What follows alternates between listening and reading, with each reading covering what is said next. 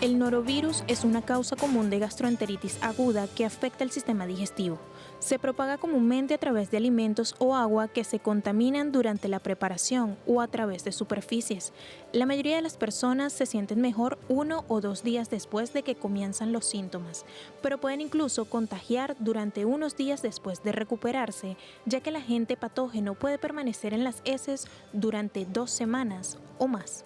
La diarrea, el dolor abdominal y los vómitos suelen comenzar entre 2 y 48 horas después de la exposición. La mayoría de las personas se recupera completamente sin tratamiento. Sin embargo, en el caso de niños pequeños, adultos mayores y personas con otras afecciones médicas, esto puede causar una deshidratación grave y requerir atención médica. Se produce con mayor frecuencia en entornos cerrados donde hay mucha gente. Algunos ejemplos son hospitales, asilos, guarderías, escuelas y cruceros. Bueno, vemos en general la fiebre amarilla en todas las etapas de nuestra vida, pero tenemos a la doctora Mari Carmen Páez para conocer cómo se manifiestan los infantes. Aprovechamos también, doctora, de leer comentarios que nos llegan en redes sociales. Buena música nos hace uno y dice, se dice que la fiebre amarilla se llama así porque ataca al hígado y produce hepatitis. ¿Existe alguien inmune a la fiebre amarilla? El paciente que está inmunizado, el paciente que tiene la vacuna, el paciente que tiene la vacuna. Tomando en cuenta por lo menos 10 días previos para tener el esquema y que haga efecto en nuestro cuerpo. No es que me puse la vacuna y ya, tengo la inmunidad. Sí, totalmente. Y con respecto a lo que estábamos hablando de cómo afecta a los infantes, Sí. bueno, a los niños, que es una población susceptible y dependiendo de la edad, si son menores de 12 meses es totalmente delicado puesto que no tienen la inmunización todavía, ya que inmunizarlos antes de los 12, 9 meses, esto los expone a un riesgo de encefalitis posterior a la vacuna, entonces es totalmente delicado y esta población, cuando le afecta el virus de la fiebre amarilla, es un manejo súper delicado. Cuando hablamos de los síntomas y de las manifestaciones clínicas, tenemos que hablar de que existe una fase inicial. Y la fase inicial, en las personas que inclusive están vacunados o que tienen un sistema inmunológico que combate muy bien esta enfermedad, consiste de que presentan fiebre alta, escalofríos, presentan dolores musculares, predominio de la espalda, cefalea de fuerte intensidad, dolor abdominal y náuseas también. Entonces, en esta fase inicial de la fiebre amarilla suele presentar diagnósticos diferenciales con otras enfermedades virales. Vemos entonces cómo se puede confundir entonces con otras enfermedades virales, sin duda alguna. Al inicio. Muchas tienden a parecerse realmente. Sí, como estábamos comentando, pues se puede parecer al virus del dengue o a otras enfermedades virales febriles.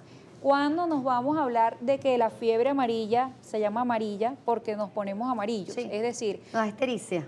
causa un tinte ictérico que se nos coloca amarilla, la esclerótica, y se coloca amarilla también la piel, entonces el paciente se da amarillo. ¿Por qué? Porque ya vamos a la fase tóxica, se llama así, que es cuando estamos en la etapa grave de la fiebre amarilla, que curiosamente esto ocurre de que después de la fase inicial el paciente presenta una mejoría notable durante 24 horas y viene la fase tóxica. Ojo, esto no ocurre en todos los pacientes, pero en la fase tóxica es donde hay una afectación netamente hepática, donde ocurre la ictericia porque hay una disfunción hepática, también hay una disfunción renal y comienzan las alteraciones hematológicas donde ocurre la hemorragia. Entonces, por eso es que es una enfermedad febril, ictérica y hemorrágica. Esa es la fiebre amarilla en su fase grave. Esta es totalmente peligrosa porque cuando se nos presenta esta fase, pues el paciente presenta la insuficiencia renal, una falla multiorgánica. En la mayoría de los casos, estos pacientes fallecen a más o menos en 10, 15 días.